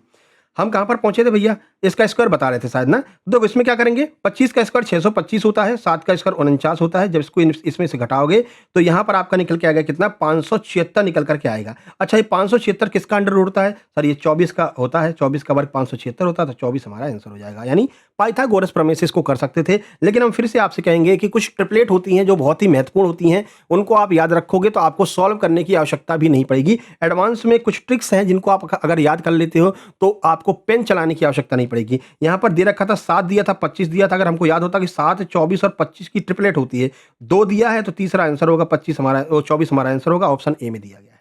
ठीक है मेरे भाई, बाकी ये हमने सॉल्यूशन भी लिख दिया है और ये आपको हमने ट्रिक भी बता दी, दोनों चीज़ें आपको बता दी हैं। ठीक है ना, चलिए आगे बढ़ लेते हैं। और अगला प्रश्न आ गया आपका जो है यहाँ से ट्रिग्नोमेट्री। चलिए यहाँ पर क्या कह रहे हैं, यहाँ पर आपसे कह रहे हैं भाई टेन थीटा का मान 4/3 है, तो टेन थीटा का मान 4/3 दे रखा है। फिर कह रहे हैं sine theta plus cos theta बटे sine theta minus cos theta का मान आपको बताना है। इसको कैसे सॉल्व करेंगे, इसमें एक काम कर सकते हैं, ऊपर नीचे हम कॉस का भाग दे देते हैं। कॉस का भाग देने से क्या होगा, ये कॉस खत्म हो जाएगा। ठीक है ना, तो हमने ऊपर नीचे कॉस का भाग दिया, इसके नीचे कॉस लिखोगे और इसके नीचे कॉस लिखोगे, कॉस से कॉस खत्म हो जाएगा। यानी कि यहाँ पर आपके सामने जो फाइनली निकल के आएगा और इसके नीचे भी क्या हो जाएगा, कॉस हो जाएगा, है ना। दोनों में कॉस का भाग देना पड़ेगा ना, केवल इसमें नहीं देखेंगे, इसमें भी देंगे, इसमें भी देंगे, और इसके नीचे भी कॉस आ जाएगा। तो अब हमको यहाँ से दिख रहा है कि यहाँ पर तो एक बचा, ठीक है, ऊपर भी एक और नीचे भी एक, और यहाँ पर साइन बटे कॉस क्या होता है, साइन बटे कॉस टेन होता है। ठीक है, तो ऊपर क्या बचा, ऊपर बचा टेन प्लस 1 और नीचे क्या बचा, टेन माइनस 1। ठीक है, देखो ना भाई, साइन बटे कॉस क्या होगा, 10 होगा तो 10 लिख दिया हमने। ठीक है, और यहाँ से कॉस कट गया था, एक आ गया था तो 1 लिख दिया। नीचे साइन बटे कॉस क्या होगा, 10 होगा तो 10 लिख दिया हमने। यहाँ पर कॉस से कॉस कट गया, एक आएगा तो 1 लिख दिया। यानी कि टेन थीटा प्लस 1 और टेन थीटा माइनस 1 आ गया। ठीक है, इतना ध्यान रखना, क्या क्या आया है, टेन थीटा प्लस 1 आया है और टेन थीटा माइनस 1 आया है। टेन थीटा प्लस 1 और टेन थीटा माइनस 1, ये आ गया हमारे सामने फाइनली। कैसे आ गया बता दिया। अब हमको टेन थीटा का तो मान दे ही रखा है 4/3, तो बस 4/3 को इसमें लिख दो, 4/3 प्लस 1 बटे 4/3 माइनस 1। अब इसको सॉल्व कर लो एलसीएम लेकर के, तो यहाँ पर 3 आएगा तो ऊपर आ जाएगा क्या, 4 प्लस 3, है ना। सॉल्व कर लो, एलसीएम तो आता है ना भैया, भाई 3 का 3 में भाग दिया 4 लिख दिया, प्लस 3 का 1 में गुणा किया 3 लिख दिया, 4 और 3 कितना हो गया 7, तो यहाँ पर हो गया 7/3। और नीचे क्या हो जाएगा, अब नीचे जस्ट इसका उल्टा हो जाएगा भाई, 4 और 3 जुड़ रहे थे, नीचे घट जाएंगे, तो 4 में से 3 जाएगा तो 1 बचेगा, तो यहाँ पर बचेगा 1/3। तो ऊपर आ गया 7/3, नीचे आ गया 1/3। अब इस 3 से 3 खत्म हो जाएगा, फाइनली हमारा आंसर क्या आएगा, 7, वो भी प्लस का। ऑप्शन ए हमारा आंसर हो जाएगा। केवल आपको इसमें साइन मतलब टेन थीटा का मान रखना था, इसको तोड़ करके टेन थीटा में चेंज कर लो और फिर टेन थीटा का मान दे रखा, टेन थीटा का मान रख दो, हमारा आंसर आ जाएगा। समझ में आ गया, नहीं आया तो एक बार फिर से दोबारा जो है वीडियो को पीछे करके देख लेना, आपको अच्छे समझ में आएगा। एकदम क्लियर कट हमने कर दिया है भाई। हमको फाइनली मिला था क्या, टेन थीटा प्लस 1 मिला, 10 प्लस 1 मिला और नीचे 10 माइनस 1 मिला। ऊपर हमने टेन थीटा का मान रखा तो ऊपर हमको मिल गया 7, क्योंकि 4 और 3 जुड़ करके 7/3 हो जाएगा। नीचे क्या होगा, नीचे भी वही होगा, नीचे भी जैसे एलसीएम लेकर सॉल्व करेंगे तो 4 में से 3 घट जाएगा, क्योंकि नीचे माइनस है, तो 4 में से 3 घट जाएगा तो 1/3 मिल जाएगा। ठीक है, अब इस 3 से ये 3 कैंसिल हो जाएगा, अकेला 7/1 बचेगा, जो हमारा आंसर होगा ऑप्शन ए में दिया गया है। ठीक है मेरे भाई, यहाँ पर सॉल्यूशन दिया है, ये सॉल्यूशन भी आप अच्छे से देख लेना। हम आगे बढ़ते हैं और अगला प्रश्न ये रहा हमारे सामने। कह रहे हैं कि यदि किसी आंकड़े के आंकड़ा मतलब डाटा का बहुलक जो है वो 8 है, यानी कि मोड जो है ना वो 8 है, मीन भी उसकी 8 है, तो उसकी माध्यिका क्या होगी, ये माध्यिका आपसे पूछा है। देखो इसकी एक ट्रिक ध्यान रखना, जब दो चीजें आपको सेम दी गई हों तो 100% केस में तीसरी चीज भी वही आएगी जो पहले दे रखी है। ठीक है ना, तो तीसरा भी आपका 8 ही आएगा, जो कि ऑप्शन नंबर सी में दिया गया है। सर लेकिन आएगा कैसे, ये तो बता दो। आपने ट्रिक तो बता दी, लेकिन हमको क्लियर तो होना चाहिए कि ये कैसे आ गया, तो वो आपको बता देते हैं। ठीक है, कि ये आखिर आया तो आया कैसे। अच्छा चलो शुरू करते हैं। देखो एक आपने नियम पढ़ा होगा जो आपका अनुभव संबंध होता है। अब अनुभव संबंध के चक्कर में पढ़ना, एक आपने नियम पढ़ा होगा, 3 गुणा माध्यिका बराबर बहुलक प्लस 2 गुणा माध्य। ये नियम पढ़ रखा है कि नहीं पढ़ रखा, सबने पढ़ रखा होगा मेरे हिसाब से। अगर ये नियम नहीं पढ़ा तो भाई तुमने क्या सांख्यिकी पढ़ रखी है ना। तो अब इसी के हिसाब से हम सॉल्व कर लेंगे, जो दिया है वो यहाँ पर रख दो। क्या दिया है, 3 गुणा, हमसे भाई उसकी माध्यिका तो पूछी है, तो माध्यिका को लिख दो x, 3 गुणा x बराबर बहुलक दे रखा है सर, बहुलक हमको 8 दिया है, प्लस 2 गुणा माध्य क्या है, माध्य भी हमको 8 दे रखा है सर, तो ये कितना हो गया, 8 दूनी 16, 16 और 8 कितना हो गया, 24 हो गया। यहाँ पर 3x है, अब काट दो भैया, ये 3 नीचे पहुंच जाएगा, 3 8 24, 8 हमारा आंसर आ जाएगा। ठीक है, तो क्यों आया 8? समझ में आ गई? जब दोनों चीजें समान हो तो तीसरी भी अपने आप समान होगी, और ऐसा क्वेश्चन बहुत दिया जाता है कंफ्यूज करने के लिए, है ना? तो क्यों समान होती है, कैसे होती है, ट्रिक कैसे काम करती है, तो सब आपको बता रहे हैं, सॉल्यूशन भी बता रहे हैं, ट्रिक भी बता रहे हैं, और वो ट्रिक क्यों लागू हुई है वो भी आपको बता रहे हैं। अभी कुछ दिन बाद देखना, या आज शाम को ही तुम देख लेना, यही trick same to same copy करके किसी चैनल पर आपको मिल जाएगी, और बताते हुए कि हम भैया ट्रिकबाज है, हमसे तगड़ा वाला कोई ट्रिक वाला टीचर नहीं है। ठीक है ना? अरे भैया गजब ही हो रहा है। चलो नंबर 8 देखो। अब हमारे पास वो पूरी व्यवस्था नहीं है कि भाई डिजिटल बोर्ड हमारे पास में नहीं है ना? ना हमारे पास में ऐप की व्यवस्था है। अब इतना बड़ा तो चैनल है अपना, लेकिन अपनी व्यवस्था उस लेवल की नहीं है ना। हम बच्चों से एकदम ऐसे नहीं कमा लेते हैं भाई 299 का ये ले लो, 199 का ये लो, तो इतना हम भर नहीं लेते हैं कि हमारे पास डिजिटल की बोर्ड की व्यवस्था हो पाए, ठीक है ना? तो इतना अपने पास सिस्टम नहीं है। तो भाई ज़मीन से जुड़े हैं और ज़मीन के बच्चों के लिए ही जुड़े हैं, ठीक है? जितना कर पाते हैं अपने हिसाब से करते हैं, लूटने वाला काम अपना नहीं है। तुम्हारा भी काम चल सके और हमारा भी काम चल सके, इतना ही करते हैं, ठीक है ना मेरे भाई? चलिए अगला देखिए। कह रहे हैं यदि किसी गोले की त्रिज्या को 2 गुना कर दिया जाए, तो उसका आयतन मूल आयतन का कितना गुना हो जाएगा? अच्छा, हमने देखा है सर, आयतन का एक सूत्र होता है। आयतन का सूत्र पता है आपको? आयतन के सूत्र में आपको जो है क्यूब करने को आता है ना? कोई भी आयतन का सूत्र अगर आप देखना, तो जो 3D में घन घन जो होता है ना, तो उसमें क्या होता है, आपको अनुपात में घन होता है। हमेशा भी आप देखेंगे, जब भी देखेंगे तो गोले का आयतन हो तो पाई आर क्यू हो जाएगा, है ना? 4/3 पाई आर क्यू हो जाता है। इसमें आर जो होती है उसका घन होता है, ठीक है ना? तो अब जब मैं पहले वाला जो आयतन था और अब वाला जो आयतन था, उसमें परिवर्तन आखिर होगा क्या? यहाँ पर आर क्यू में ही परिवर्तन होगा भाई, उसकी रेडियस में ही परिवर्तन होगा, है ना? पहले रेडियस 1 थी तो 1 का मान 1 हो रहा था, अब रेडियस को डबल कर दिया तो 2 का क्यूब कर दो। 2 का क्यूब करेंगे तो 2 का क्यूब क्या होता है? 8 होता है, तो 8 गुना हो जाएगा। ऑप्शन डी हमारा आंसर हो जाएगा। चलिए फिर से समझाते हैं, काहे परेशान हो रहे हो? देखो, मान लीजिए आयतन की हमेशा की बता रहे हैं, कोई भी आयतन अगर आपसे पूछा जाए, तो मान लीजिए गोले का आयतन ही कह रहे हैं, तो 4/3 पाई आर क्यू कर देना, है ना? पाई आर क्यू, ठीक है? अब दोबारा निकालोगे तो ये भी 4/3 पाई आर क्यू हो जाएगा, है ना? तो सिस्टम चेंज कहाँ पर होगा भाई? 4/3 पाई तो कट ही जाएगा। जो कुछ परिवर्तन होगा वो उसकी रेडियस में होगा। तो पहले मान लो रेडियस 1 थी, 1 का क्यूब किया तो 1 ही आ रहा था। अब रेडियस हमने 2 कर दिया, तो 2 का क्यूब करोगे तो कितना आ जाएगा? 8 आ जाएगा। ठीक है? तो बस 8 गुना हो जाएगा। जब भी कभी आपसे गुना वाला प्रश्न पूछा जाए, अगर मान लो कहते कि भाई यहाँ पर 2 गुना किए, यहाँ पर कहते हैं कि 3 गुना कर दे रहे हैं, तो 3 गुना कर देंगे, तो बताओ उसका आयतन क्या हो जाएगा? तो आयतन 3 का क्यूब कर दो, 3 का क्यूब कर दो, 3 त्रिक 9, 9 त्रिक 27 गुना हो जाएगा। ठीक है? अगर आपसे कह रहे हैं नहीं भैया हम इसका 5 गुना कर दे रहे हैं, तो कर दो, 5 का क्यूब कर दो, लो 5 का क्यूब कर देते हैं, 5 5 25, 25 पंचे 125, 125 गुना हो जाएगा। ठीक है? कुछ भी बदले, तुम तो केवल घन कर देना, बस तुम्हारा काम हो जाएगा। ठीक है? तो ये ट्रिक आप ध्यान रखना। कह रहे हैं कि नहीं भैया हम तो 8 गुना कर देना, तो 8 गुना कर दो भैया, हम तो 8 का क्यूब कर देंगे, 8 4 64, 64 512, लो 512 गुना हो जाएगा, क्या दिक्कत है? ठीक है ना? तो जब भी आपसे गुना करने के लिए बोला जाए, यानी इतना गुना हो जाता, उतना गुना हो जाता, और आयतन पूछा जाए, तो बस कुछ मत करना, केवल और केवल जो आपको रेडियस दे रखी है उस रेडियस का क्या कर देना? घन कर देना, आपका आंसर आ जाएगा मेरे भाई। ठीक है? बाकी ये रहा पूरा सॉल्यूशन, आप देख सकते हैं। चलो आगे बढ़ते हैं। देखिए अगला क्वेश्चन क्या है? कह रहे हैं कि देखो, कह रहे हैं कि k का वह मान ज्ञात कीजिए जिसके लिए द्विघात समीकरण kx square minus 4x plus 1 बराबर 0 के मूल जो हैं वो वास्तविक और समान होने चाहिए। देखो वास्तविक और समान कैसे होंगे? वास्तविक और समान होने का एक नियम होता है, बी स्क्वायर बराबर एक मिनट, डी स्क्वायर होता है ना, डी स्क्वायर बी स्क्वायर बराबर नहीं होता है, बी स्क्वायर माइनस 4ac होता है, विविक्तर निकालना होता है। तो विविक्तर क्या होता है? विविक्तर होता है डी बराबर बी स्क्वायर माइनस 4ac। ठीक है? तो ये होता है विविक्तर। अब विविक्तर जब भी हम निकालेंगे तो हम यहाँ पर ये देख रहे हैं कि विविक्तर जब भी निकलेगा तो 4ac लिखा हुआ है। 4ac का मतलब है कि वो 4 के गुणा में ही होगा, जो भी विविक्तर निकलेगा वो 4 के गुणा में ही होगा। ठीक है ना? तो चलिए 4 के गुणा में विविधता निकाल लेते हैं। 4 के गुणा में आपको क्या दिखाई दे रहा है? कौन-सा ऐसी संख्या दिखाई दे रही है जो 4 के गुणा में हो, 4 का मल्टीपल हो? तो 4 का मल्टीपल हमको एक ही दिखाई दे रहा है, 4 का मल्टीपल 4 ही दिखाई दे रहा है, तो यही आपका आंसर हो जाएगा। चलिए इसको पूरा सॉल्व करके बता देते हैं। अभी ट्रिक के चक्कर मत पड़ो, पहले पूरा सॉल्व करके बताते हैं। देखो, यहाँ पर क्या है? अब इसमें देखो a का मान क्या है? a का मान सर यहाँ पर क्या दिया है? k दिया है, तो k लिख दो। भाई पूरा निकाल के आपको बता रहे हैं ना। b का मान क्या दिया है? b का मान दिया सर -4, तो -4 लिख दिया। c का मान क्या दिया? c का मान प्लस का 1 दिया, तो प्लस लिख दिया। अब विविक्तर निकाल लो। विविक्तर निकालोगे d बराबर क्या होता है? b square minus 4ac। b square का मान क्या हो गया? 4।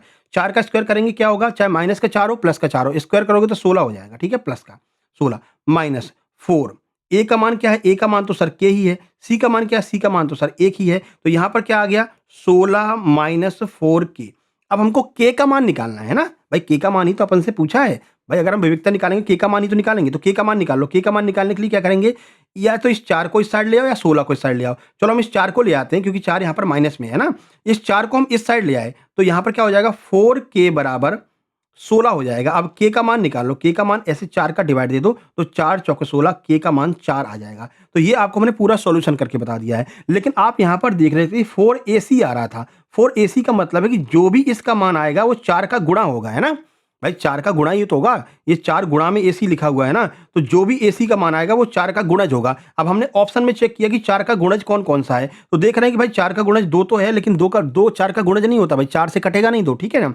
1 4 से कटेगा नहीं, 7 4 से कटेगा नहीं, तो 4 से कटने वाला एक ही संख्या हमको दिख रही थी जो कि ऑप्शन नंबर ए में खुद 4 ही थी, तो 4 ही हमारा आंसर हो जाएगा। बाकी हमने यहाँ पर आपको पूरा सॉल्यूशन भी दे रखा है कि डी बराबर बी स्क्वायर माइनस 4ac रखेंगे। ए का मान कैसे होगा, क्या कैसा होगा, वो सब हमने आपको बता दिया, ठीक है मेरे भाई। चलिए आगे बढ़ते हैं, क्वेश्चन नंबर 10 की ओर चलते हैं। तो क्वेश्चन नंबर 10 आपको देखने में कितना खतरनाक लग रहा है, लेकिन ये बहुत ही सिंपल है। कह रहे भाई sine square 32 plus cos square 32 का मान क्या होगा बताइए। ये स्क्वायर नहीं है, ठीक है ना, 32 लिखा हुआ है, ये स्क्वायर मत कर लेना। बताओ sine square 32 plus cos square 32 का मान क्या होगा। अब इसमें मान रखने मत रख जाना भैया, एक नियम आपको पता है, एक सूत्र तो आपको पता है, बेसिक सूत्र होता है sine square theta plus cos square theta बराबर 1 होता है। फिर इस थीटा की जगह पर कितना भी लिख दें, 64 लिख दें, 32 लिख दें, 512 लिख दें, 1080 लिख दें, हमें कोई मतलब नहीं पड़ता भैया। हम जानते हैं sine square theta plus cos square theta बराबर 1 होता है, हमने रट रखा है, हमने याद कर रखा है, तो इसका आंसर 1 ही हो जाएगा। ऑप्शन नंबर बी इसका बिल्कुल सही आंसर हो जाएगा, ठीक है। तो बिल्कुल भी इसमें परेशान होने की आवश्यकता नहीं है। चलिए, तो मैथ आपका यहाँ पर खत्म होता है। आप हमें बताएंगे भाई मैथ में 10 में से आपके कितने प्रश्न सही निकले हैं। और अब हम चलते हैं अपने साइंस की ओर, अब थोड़ा सा स्पीड अपनी बढ़ जाएगी। बताइए साइंस के प्रश्न, पीएच मान से बहुत प्रश्न पूछे जा रहे हैं आपके एग्जाम में लगातार। अभी जेल पहली का एग्जाम चल रहा है, पीएच मान से भर भर के प्रश्न पूछे जा रहे हैं, और पीएच मान के लिए अलग से हमने जो है पीडीएफ बनाकर आपको दी है, ठीक है ना। टॉप 50 पीएच मान करा रखे हैं, कल हमने आपको स्क्रीनशॉट भी लगा के दिखा दिया था। जितने पीएच मान अभी तक पूछे गए हैं, 6 पीएच मान पूछे गए हैं, और 6 के 6 पीएच मान उसी पीडीएफ से आए हैं। हमने स्क्रीनशॉट लगा करके भी आपको दिखा दिया था, ठीक है ना। तो पीएच मान वाली पीडीएफ आप लोग जरूर पढ़ के जाना, आपके तो सिलेबस में दिया है भैया, आपके में तो आएगा ही आएगा।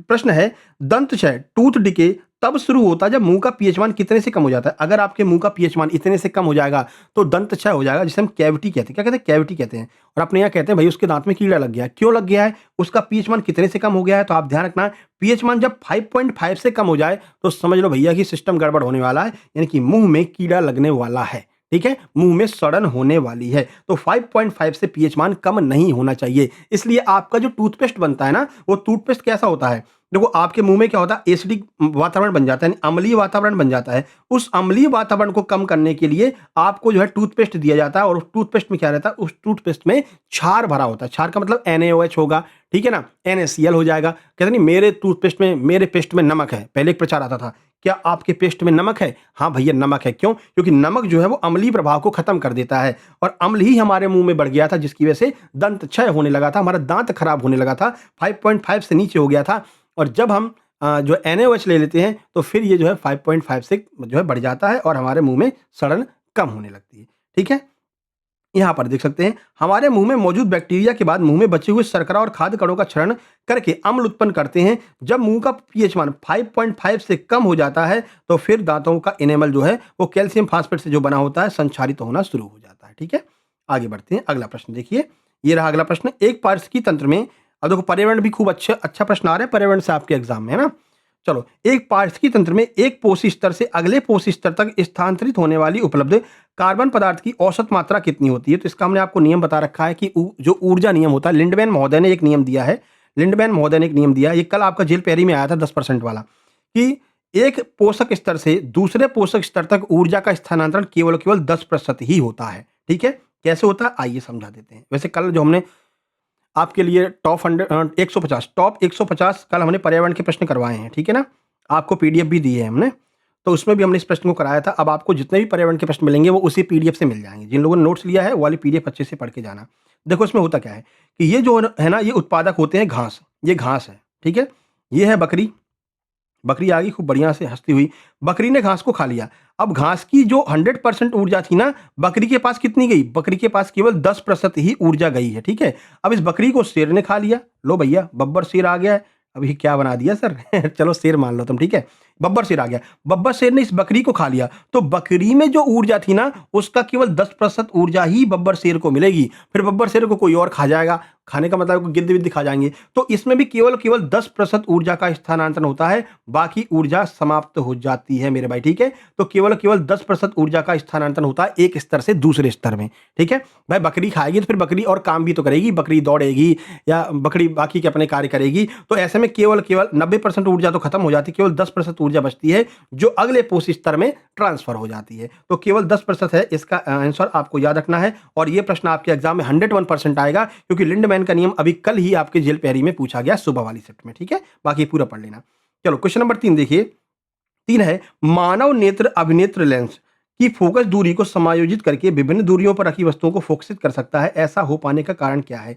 तो आप देखो इसमें क्या होता है कि जो मानव नेत्र है, अभिनेत्र नेत्र का अर्थ होता है जो अपने, जैसे मान लो कोई चीज है, अब ऐसे बताते हैं आपको, आप अभी क्या है, आप अभी धूप में घूम रहे थे, ठीक है। धूप में घूमने के बाद में आप अचानक से एक बंद कमरे में आ गए, एक अंधेरे कमरे में आप घुस गए, ठीक है ना, धूप धूप से निकलने के बाद में। तो आप ये महसूस करते हैं कि आपको कुछ दिखाई नहीं दे रहा, तुम कहते हो अरे सर कुछ नहीं दिखाई दे रहा, बाहर से आ रहे हैं और अंदर घुसते ही मतलब 5 सेकंड तक तो तुम्हें कुछ भी नहीं दिखाई देता है, ठीक है ना। 5 सेकंड के बाद में तुम्हारी आंखें समायोजित हो जाती हैं और समायोजित होकर के क्या है, थोड़ा-थोड़ा आपको दिखने लगता है। ऐसा हर किसी ने महसूस किया होगा। बाहर से आओ और अचानक घर में घुसो तो तुम्हें कुछ भी नहीं दिखाई देता, ठीक है। आओ स्पेशली तब जब घर में थोड़ा-सा अंधेरा हो, ठीक है। तो इसी क्षमता को कह रहे हैं कि वो जो समायोजित कर लेती है ना, उसी क्षमता को क्या कहते हैं, ये आपसे पूछ रहे हैं सीधे-सीधे। तो ये आपका थोड़ा-सा ध्यान रखना है, उसको कहते हैं हम समंजन क्षमता। समंजन का मतलब होता है उसने सामंजस्य बिठा लिया है, ठीक है मेरे भाई। तो समंजन इसका बिल्कुल सही आंसर हो जाएगा कि जो हमारे आँखों में जो रॉड होती हैं, रॉड और कोन्स होते हैं, वो रॉड और कोन्स थोड़ी देर तो जो है परेशान रहते हैं कि ये कहाँ से कहाँ आ गए भैया। अभी तो एकदम चकाचक दिख रहा था, ये अचानक से अंधेरे में कहाँ से आ गए। तो अंधेरे में फिर 5 सेकंड के लिए तुम्हें कुछ नहीं दिखाई देगा। 5 सेकंड बाद आप ये महसूस करोगे कि हाँ, थोड़ा-थोड़ा हमको दिखने लगा है। तो इसी घटना को, हमारे नेत्र की इसी क्षमता को हम क्या कहते हैं, समंजन क्षमता कहते हैं, एक्कोमोडेशन कहते हैं, ठीक है। यही सारी बातें यहाँ पर आपको दी गई हैं। आप अच्छे से इसको पढ़ लेना मेरे भाई। चलो 4 नंबर पर पहुँचते हैं।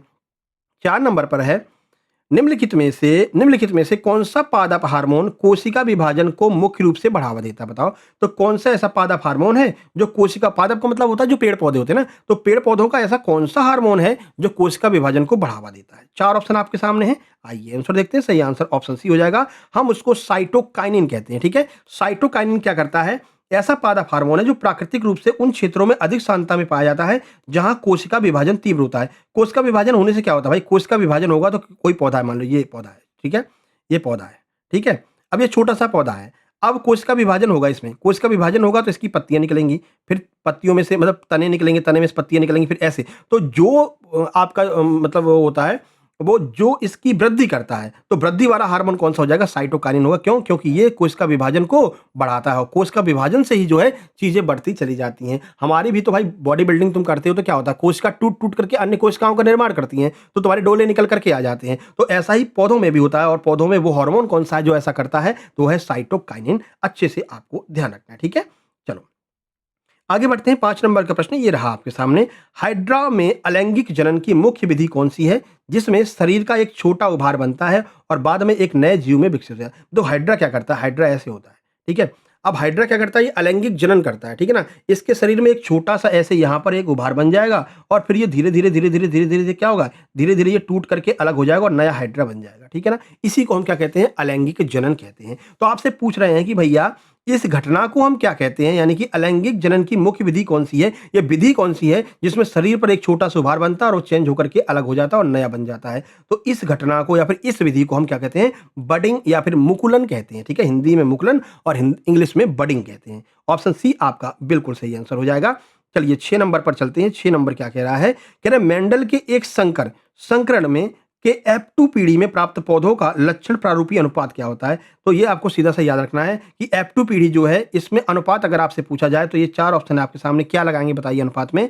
तो अनुपात में आपका सही आंसर हो जाएगा ऑप्शन बी, 3:1 का रेशियो होता है। क्या होता है? 3:1 का रेशियो होता है। ये फैक्ट है, आपको याद रखना पड़ेगा इसको, ठीक है। यहाँ पर आप देख सकते हैं F1 F2 विभिन्न पीढ़ियां हैं मेंडल की, आनुवंशिकी से प्रश्न है ये, ठीक है, आपके सिलेबस में दिया गया है। जब मेंडल ने F1 पीढ़ी के लंबे पौधों में स्वपरागण कराया तो F2 पीढ़ी में 3/4 यानी 75% पौधे लंबे और 1/4 यानी 25% पौधे बौने प्राप्त हुए। इसलिए इन्होंने क्या कर दिया, 3:1 का रेशियो बना दिया। चलो आगे बढ़ते हैं।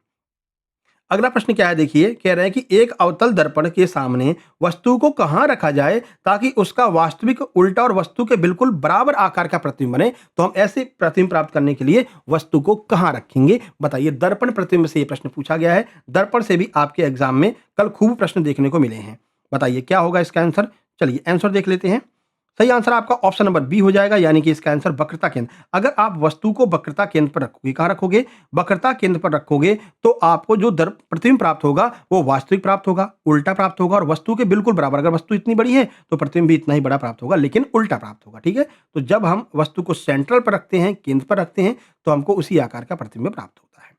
चलो बताओ, टमाटर में प्राकृतिक रूप से कौन सा एसिड पाया जाता है। बताओ कौन सा एसिड होता है। तो कई बार आपको बता चुके हैं, टमाटर में प्राकृतिक रूप से ऑक्सैलिक एसिड पाया जाता है, OX। OX दिखाई जरा कैसे याद रखेंगे। अगर टमाटर खाओगे तो ऑक्स जैसे मजबूत बन जाओगे। ऑक्स मतलब बैल होता है, ठीक है, तो बैल को इंग्लिश में ऑक्स कहते हैं। तो ऐसे याद रखना, अगर टमाटर खाओगे तो ऑक्स जैसे मजबूत हो जाओगे, यानी कि ऑक्सैलिक एसिड जो है वो टमाटर में पाया जाता है। आपका ऑप्शन डी बिल्कुल सही आंसर हो जाएगा। आगे बढ़ते हैं, 9 नंबर देखते हैं। मानव मस्तिष्क का 1 मिनट।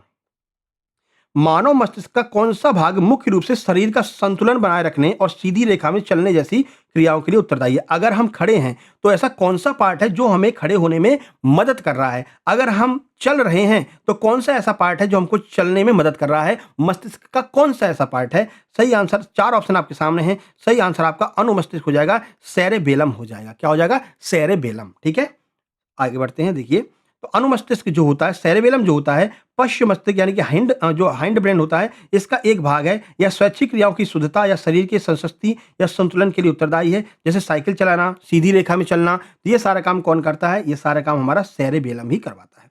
10 नंबर देखिए, 10 नंबर कह रहे हैं कि एक उत्तल दर्पण की फोकस दूरी क्या होगी जिसकी वक्रता त्रिज्या 32 सेंटीमीटर है। बताइए फोकस दूरी क्या होगी। आइए सीधे आंसर देखते हैं। ऑप्शन नंबर ए हमारा सही आंसर हो जाएगा, फोकस दूरी की 16 सेंटीमीटर होगी। अच्छा क्यों होगी 16 सेंटीमीटर, तो हम जानते हैं भाई एफ बराबर r/2 होता है। क्या होता है, एफ बराबर r/2 होता है।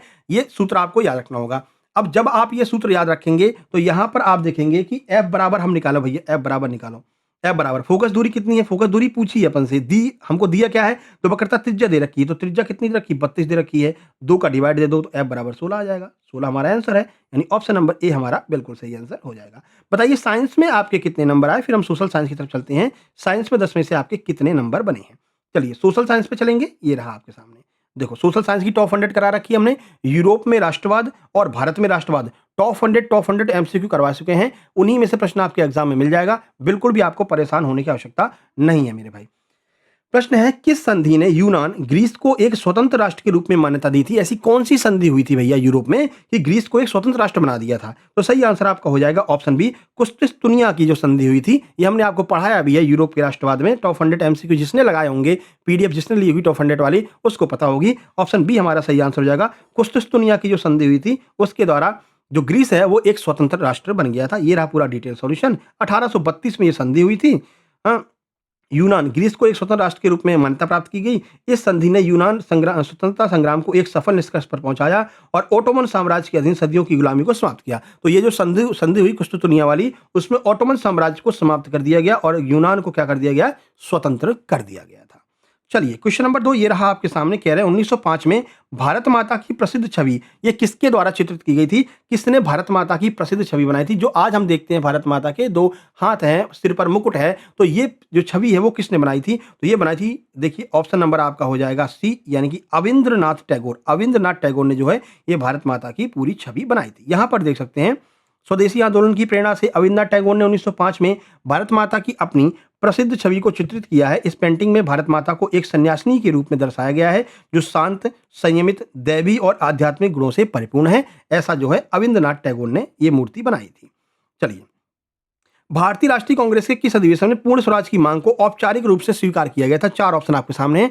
कौन सा ऐसा अधिवेशन था जिसमें कह दिया गया भैया हम तो अब पूरा स्वराज चाहते हैं, हमें डोमिनियन स्टेट नहीं चाहिए, पूरी स्वतंत्रता चाहिए। 4 ऑप्शन आपके सामने हैं। सही आंसर बी हो जाएगा लाहौर अधिवेशन 1929, जवाहरलाल नेहरू, रावी नदी किनारे। सारी बातें आपको याद होंगी, हमने बहुत अच्छे से आपको पढ़ाया है। जो लोग हमारे साथ में जुड़े हैं, लगातार जो जुड़े हुए हैं, आप देखिए जेल पैर भी बहुत अच्छा स्कोर करके आ रहे हैं, 78 78 तक स्कोर करके आ रहे हैं, 75 स्कोर करके आ रहे हैं, जबकि माइनस मार्किंग है तब। और जो मतलब कि वैसे ही चले गए हैं, वो माइनस में 24 नंबर, माइनस में 20 नंबर, माइनस में 30 नंबर, ऐसे भी लड़कों के नंबर आ रहे हैं, ठीक है ना। तो जुड़े रहिए बस आप हमारे साथ, सब्सक्राइब कर लीजिए बस, आपको बहुत अच्छी कंटेंट जो है यहाँ पर मिलेगा। और अगर आपको कंटेंट पसंद आ रहा है ना, तो कमेंट बॉक्स में कमेंट भी कर देना, जिससे दूसरों को पता भी चल सके कि हाँ सही कंटेंट कहाँ पर पढ़ाया जाता है और कौन इस कंटेंट की कॉपी करके जो है अपने ऐप में डाल रहा है। चलिए, तो दिसंबर 1929 में जवाहरलाल नेहरू की अध्यक्षता में कांग्रेस और लाहौर अधिवेशन में पूर्ण स्वराज बोला गया। जवाहरलाल नेहरू का देखो भैया ऐसा है, अब हमें पूर्ण स्वराज चाहिए और 26 जनवरी 1930 को पूरे देश में स्वतंत्रता दिवस मनाया जाएगा। इन्होंने ये कहा था कि भाई देखो 26 जनवरी का दिन है, आज हम रावी नदी के तट पर ये कसम खाते हैं कि हमको पूर्ण स्वराज चाहिए और ये जो 26 जनवरी का दिन है इसको हम हर साल गणतंत्र दिवस के रूप में मनाएंगे। तो भारत जब आज़ाद हुआ तो जो आपका संविधान है वो पूरा नहीं लागू किया गया, 26 नवंबर को पूरा संविधान नहीं लागू किया गया था। तो इसी डेट की याद में 26 जनवरी की याद में 26 जनवरी 1950 को पूरा संविधान लागू किया गया और 26 जनवरी को गणतंत्र दिवस के रूप में घोषित किया गया मेरे भाई, ठीक है। पूरी बात समझ में आ गई। चलिए 4 नंबर देखिए, कह रहे हैं लोकतंत्र का सबसे बुनियादी और महत्वपूर्ण परिणाम क्या है बताओ। लोकतंत्र का मतलब समझते हो? लोकतंत्र का अर्थ है कि लोगों के द्वारा चलाया जाने वाला तंत्र, यानी कि लोग चुन करके अपने राजा को भेजेंगे, फिर वो राजा इनके अकॉर्डिंग काम करेगा, उसी को लोकतंत्र कहते हैं। 4 ऑप्शन है, बताओ क्या हो जाएगा। इसका अर्थ हो जाएगा, इसका सही आंसर जो होगा वो होगा एक उत्तरदायी, जवाबदेह और वैध सरकार। जवाबदेह का अर्थ है जवाब क्यों देगी, क्योंकि हमने तुमको भेजा है बना करके पीएम, हमने तुमको भेजा है बना करके सीएम, तो ये तुम्हारी जिम्मेदारी बनती है कि तुम हमको जवाब दोगे। तो ये लोकतंत्र का सिस्टम यही कहता है, एक उत्तरदायी सरकार होगी, उसका जो है जिम्मेदारी होगी कि हमको सारी सुविधाएं उपलब्ध करा सके, ठीक है। उसकी जवाबदेही होगी, अगर हमको कोई प्रॉब्लम होती है हम उससे पूछेंगे तो उसको जवाब देना पड़ेगा। और एक वैध सरकार होती है जो निश्चित 5 साल तक चलती है, ठीक है। आगे सारी बातें समझ में, लोकतंत्र का क्या फायदा है, अब भारत में क्या चल रहा है वो तुम जानते हो, उसके बारे में हम कमेंट करेंगे नहीं तो फालतू में फिर सिस्टम पूरा बदल करके कहीं और पहुंच जाएगा, है ना। चलिए आगे बढ़ लेते हैं, जब कमेंट करने की बारी आएगी तो कमेंट भी करेंगे, ठीक है ना। अब कल हमने सबसे पहले वीडियो बनाई, भाई कल एग्जाम कैंसिल हुआ तो सबसे पहले मेरी वीडियो आई कि क्यों एग्जाम कैंसिल किया, इसकी जिम्मेदारी, इसकी जवाबदारी कौन लेता है। तो अब हमारी क्या डिमांड है, हमारी डिमांड ये है कि जो लोग एग्जाम देने कल गए थे, जब आप उनको 20 तारीख को बुला रहे हैं तो 20 तारीख को उस दिन जितना भी खर्चा उनका हुआ था, 1,000 रुपए कम से कम, मिनिमम 1,000 रुपए हर उस स्टूडेंट को मिलना चाहिए जिसका कल एग्जाम कैंसिल हुआ है सेकेंड शिफ्ट में, ठीक है। ये हमारी डिमांड रहेगी और ये हम कोशिश करेंगे इस डिमांड को पूरा करवाने का। चलिए 5 नंबर देखिए, लड़कों बच्चों के लिए हमेशा खड़े हैं हम, ठीक है ना, फालतू की बातों के लिए नहीं खड़े हैं। भैया अंजना ओम कश्यप ने ये कह दिया चलो इस पर वीडियो बना दो, ये अपना काम नहीं है भैया। हमारे वीडियो बनाने से उन पर कोई फर्क नहीं पड़ेगा, ठीक है ना। अपना काम है कि हमारे स्टूडेंट जो हमारे बच्चे हैं, भाई हमारा काम ये है कि स्टूडेंट को पढ़ा रहे हैं ना हम, तो हम स्टूडेंट के लिए काम करेंगे ना। अगर फर्जीवाड़ा होगा तो उस पर आवाज़ उठाएंगे ना, पेपर कैंसिल होगा उस पर आवाज़ उठाएंगे ना।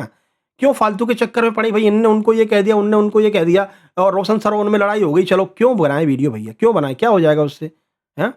हमें कोई मतलब है क्या, हमको तो अपने बच्चों से मतलब है। हमारे बच्चों के साथ में अगर कुछ होगा, हाँ अगर एमपी के स्टूडेंट के साथ में कुछ होगा, पेपर कैंसिल होता है, उनको परेशानी होती है, हम सबसे पहले वीडियो बनाएंगे। पेपर लीक होता है, हम सबसे पहले वीडियो बनाएंगे, है ना, जवाब मांगेंगे। फालतू के काम अपन नहीं करेंगे, ठीक है। चलो 5 नंबर, भारत में प्रच्छन्न बेरोजगारी, छुपी हुई बेरोजगारी मुख्य रूप से किस क्षेत्र में पाई जाती है। तो आपको हमने पहले भी बताया था कि ये जो होती है वो कृषि क्षेत्र में होती है। क्यों होती है, मान लीजिए इतना बड़ा खेत है, ठीक है, इसमें 2 लोग काम कर रहे हैं तब भी उतना ही उत्पादन होगा, इसमें तुम 5 लोग लगा दो तब भी उतना ही उत्पादन होगा, ठीक है। तो कृषि क्षेत्र में छिपी हुई प्रच्छन्न बेरोजगारी पाई जाती है। उतना ही क्यों उत्पादन होगा, क्योंकि भाई देखो इसमें 10 कुंटल उत्पादन हो रहा था तो भाई 10 कुंटल ही उत्पादन होगा, चाहे तुम कितने भी लोग लगा दो, ठीक है। बस ये हो जाएगा कि काम जल्दी हो जाएगा तुम्हारा, लेकिन उत्पादन पर कोई फर्क नहीं पड़ेगा। उत्पादन 10 कुंटल था तो 10 कुंटल ही होगा। उत्पादन कैसे बढ़ेगा, तो खाद वगैरह मिलाओगे तब तुम उत्पादन बढ़ेगा, पर इसमें रोजगार तुम थोड़ी दे सकते हो कृषि में, है ना। तो इसमें छिपी हुई बेरोजगारी पाई जाती है, ठीक है मेरे भाई। चलिए आगे बढ़ते हैं, नंबर 6 देखते हैं। 6 नंबर ये रहा आपके सामने, स्वयं सहायता समूह एसएचजी में बचत और ऋण संबंधी अधिकतर निर्णय के किसके द्वारा लिए जाते हैं। तो जो स्वयं सहायता समूह होते हैं, आपने देखे होंगे आपके गांव में 10 लोग 15 सदस्य मिलकर के एक स्वयं सहायता समूह बना लेते हैं, फिर वो लोग निर्णय लेते हैं कि भाई दूसरों एक दूसरे की मदद करते हैं। तो यही आपसे पूछ रहे हैं उसमें मेन कौन होता है, तो भाई उसमें मेन जो सदस्य होते हैं वही उसमें मेन होते हैं, वो लोग मिल करके निर्णय लेते हैं। तो ऑप्शन बी आपका हो जाएगा, स्वयं सहायता समूहों में वो सदस्य ही मेन होते हैं, ठीक है। ये पूरा सॉल्यूशन है, देख लेना। 7 नंबर देखिए, 7 नंबर है, लेटेराइट मिट्टी निम्नलिखित में से किस फसल की खेती के लिए सबसे उपयुक्त है, बताइए। तो लेटेराइट मिट्टी से किस फसल की खेती सबसे ज्यादा फायदा होता है। 4 ऑप्शन आपके सामने हैं, सही आंसर हो जाएगा आपका ऑप्शन नंबर बी, काजू, चाय और कॉफी। इसके लिए लेटेराइट मिट्टी बहुत ज्यादा फेमस होती है, बहुत ज्यादा जो है पाई जाती है, मतलब बहुत ज्यादा उत्पादन करती है। देखो, तो लेटेराइट मिट्टी उच्च तापमान, भारी वर्षा वाले क्षेत्रों में निश्चालन की प्रक्रिया के कारण बनती है। यह मिट्टी मुख्य रूप से कर्नाटक, केरल, तमिलनाडु आदि क्षेत्रों में पाई जाती है। उचित खाद उर्वरक डाल करके यह मिट्टी चाय, कॉफी और काजू के लिए विशेष करके फायदेमंद होती है। 8 नंबर देखिए, 8 नंबर है, निम्नलिखित में से किस राज्य में सीढ़ीदार सोपानी खेती की जाती है? 4 ऑप्शन आपके सामने हैं, बताइए किस राज्य में सीढ़ीदार यानी कि सोपानी खेती की जाती है, इस तरह से सीढ़ी बना करके? तो भाई वहीं पर की जाएगी जहाँ पर सबसे ज़्यादा क्या होगी, पठार होंगे, पहाड़ होंगे या फिर जो आपकी ढलान वाली भूमि होती है, तो ये कहाँ पर है आपकी उत्तराखंड में देखने को मिलती है। तो सीढ़ीदार या सोपानी खेती जो होती है वो मुख्य रूप से पहाड़ी और पर्वतीय ढलानों पर की जाती है। इनमें से 4 ऑप्शन में कौन सा होगा जहाँ पर पठार पाए जाएँगे? तो वो आपका उत्तराखंड हो जाएगा, उत्तराखंड में पाए जाएँगे। ठीक है? चलिए 9 नंबर देखिए, 9 नंबर। 9 नंबर है, पश्चिम बंगाल में बक्सा टाइगर रिजर्व को मुख्य रूप से किस गतिविधि के लिए गंभीर खतरा है? 1 मिनट। तो बस जो बक्सा टाइगर रिजर्व है वो डोलोमाइट खनन के लिए अब जो है ये टाइगर रिजर्व जो है इसमें क्या है, डोलोमाइट पाया गया है। तो बड़ी-बड़ी कंपनियाँ क्या कर रही हैं, यहाँ पर खदान में मतलब खनन कर रही हैं और खनन करने से क्या होगा, ये जो टाइगर रिजर्व है ये पूरी तरह से नष्ट हो जाएगा। ठीक है? ये एकदम करंट का टॉपिक है, आपके एग्ज़ाम में पूछा जा सकता है। ए आपका बिल्कुल सही आंसर हो जाएगा। और पश्चिम बंगाल में बंगाल रॉयल टाइगर पाए जाते हैं, फिर उनकी जो है स्थिति गड़बड़ हो जाएगी। ठीक है? चलिए 10 नंबर देखते हैं, ये रहा 10 नंबर आपके सामने, बताओ। 10 नंबर है, निम्नलिखित में से कौन-सी संरक्षण रणनीति सीधे तौर पर सामुदायिक भागीदारी को शामिल नहीं करती है? कौन-सी ऐसी रणनीति है जो सामुदायिक भागीदारी को शामिल नहीं करती है? 4 ऑप्शन है, आंसर की बात करेंगे ऑप्शन डी हो जाएगा। वन्यजीव पशु विहार का जो परिसीमन है इसमें सामुदायिक भागीदारी शामिल नहीं होती है। क्यों नहीं होती है? आइए देख लेते हैं।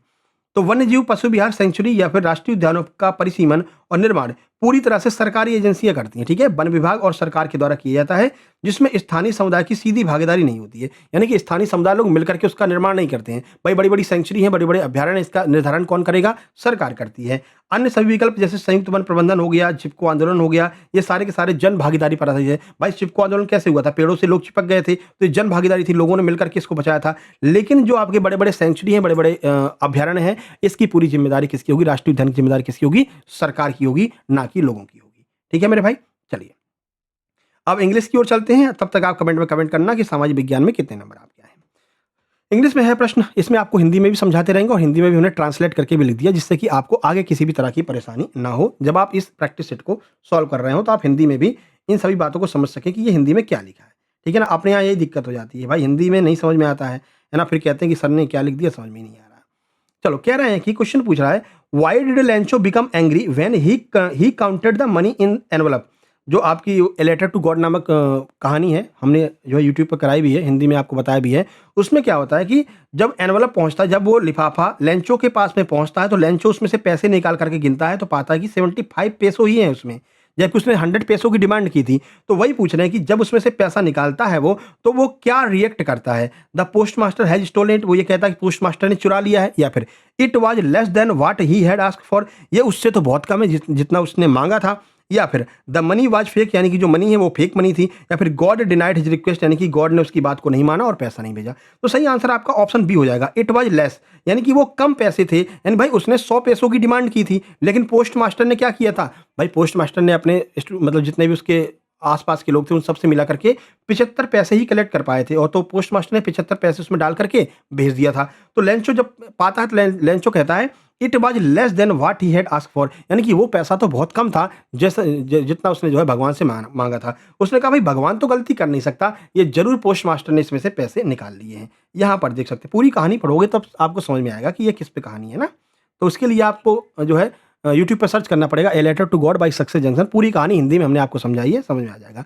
बाकी जिन लोगों ने नोट्स लिया है तो पूरा हिंदी रूपांतरण करके हमने नोट्स में भी डाल दिया है। ए लेटर टू गॉड और नेल्सन मंडेला वाला दोनों करवा दिया है हमने। देखो, लेंचो को पूरा विश्वास था कि भगवान गलती नहीं कर सकते। उन्हें 100 पीसों मंगवाए थे, लेकिन लिफाफे में केवल 70 पीसों थे।